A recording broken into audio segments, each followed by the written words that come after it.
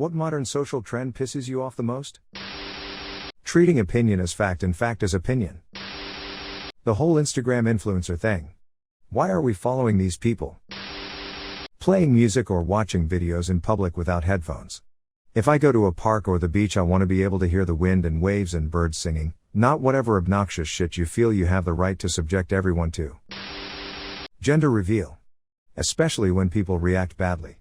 Imagine being a kid and coming across a video of one of your parents having a tantrum because you aren't the gender they wanted you to be. People recording themselves doing charitable acts like buying a meal or giving money to a homeless person. I can assure you that person does not want their face all over social media so you can get clout for being a good charitable person. Sure, do a good thing like helping the less fortunate, but you don't need to record it and have their face all over social media. Don't forget to like and subscribe, or one like equals one prayer. Just please fuck right off with that. Worshipping billionaires. Making young children into social media stars. It's fine to share pictures of your kids with friends, but aggressively documenting and marketing your family life for the public at large is creepy. Treating depression like a quirky personality type. How quickly misinformation spreads through social media. It's seriously a dangerous thing in society, and it's pretty terrifying. Toxic positivity. Just be positive.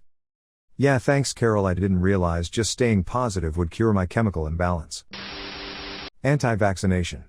When vaccines were first discovered or developed, or however you want to say it, they were mostly seen as a scientific breakthrough. A great success. The wonders of mankind's great power and ingenuity. Polio? What polio? But now, it is trendy for many to be now smarter than several years of research and hard work. To know more in 10 minutes on YouTube than someone who has dedicated years of their life to study what other people before then also studied for years of their life, and so on and so on. Years of human evolution, growth, study, breakthroughs, accomplishments, ground to a halt by some jackwagon with a social media account. Food blogs for a simple recipe. I don't give a fuck about reading a story before reading a recipe. Family vloggers horrify me.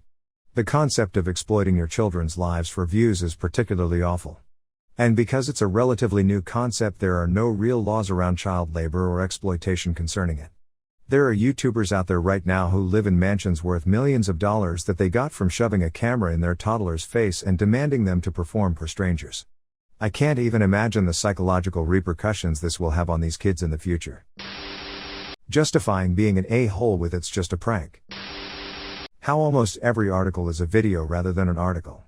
I can get to the main point faster reading than it takes for the video to get there. The overgrowth of identity.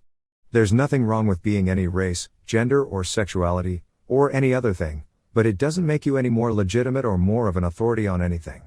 I guess I'm just tired of all the deepening divisions. If you get too engrossed in your tribe, you'll lose sight of all the other people out there. The Instagram Kardashian body image crap. Those bodies are unachievable without surgery, money, trainers, chefs, etc. Cellulite and love handles exist.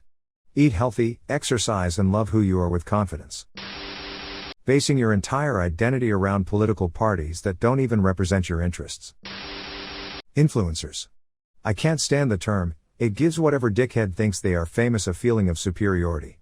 Plus everyone seems to be an influencer and not actually engaging in proper life. GRRR. The idea that every one of your hobbies needs to be turned into a side hustle. No one is allowed to simply have hobbies that they love. You have to strive to be good enough to monetize it. When people see someone in distress, instead of helping they whip their phones out and film. Social media and smartphones have absolutely messed this world up. Mommy wine culture. The normalization of needing to drink to tolerate your kids. As a mom who doesn't drink, it seems like there is so much normalization of alcoholic behavior that it makes me sad. Letting little kids have social media, unsupervised. They are not equipped to handle any of it. So many conflicts spawn out of it.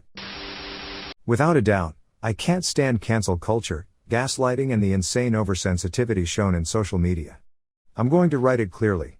If you don't like something, don't watch it, interact with it, or have anything to do with it. Just because you don't appreciate what someone has created, it doesn't mean it's your right to remove them and their art entirely. John Cleese said it perfectly from the point of creativity. If you have to keep thinking which words you can use and which you can't, then that will stifle creativity. Public shaming. Terrifying how the blind rage of an anonymous crowd can ruin your life in hours. Words like victim and survivor being thrown around so much to the point where they are losing their meaning. Recording strangers to see their reactions. Social media influencers asking for free items unsolicited, then when of course they decline they threaten to, and in some cases do, leave bad reviews forcing the company to have to respond to false allegations for no reason. Glorifying celebrities and treating them like gods. Like, I understand being a fan of someone, but you don't have to create an entire livelihood around them or try to emulate them. This is also how people get into positions of power when they shouldn't be. Modern people, including most the people I've dated, getting pissed that I don't reply to them immediately. Why were you ignoring me, bro? I wasn't. I'm just not addicted to my phone.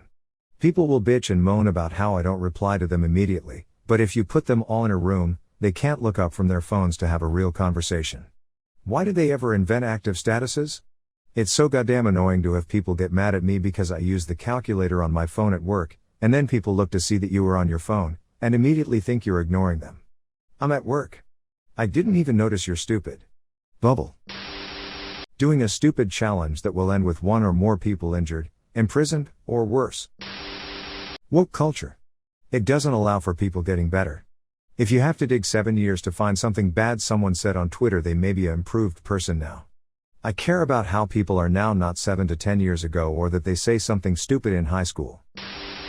That people think their lives need to be viewed to be lived. It's like privacy and being private are considered repressive. People are always online, posting about their lives, and everyone wants validation about every aspect of their lives. Just fucking live them. Narcissism. Everyone has to live stream their trip to the grocery store, or sits in front of a beautiful natural sight and never turn around and look at it, because they're obsessed with themselves and creating this false narrative about their life. Everything is all about living their best life, usually at the expense of others, or living their truth, complete BS not remotely based on reality. It's all about them, and only them. Fuck, I hate these people. Plain articles of clothing like a t-shirt where the only thing on them is a large graphic of the logo of the brand that made it. See it a lot with Gucci.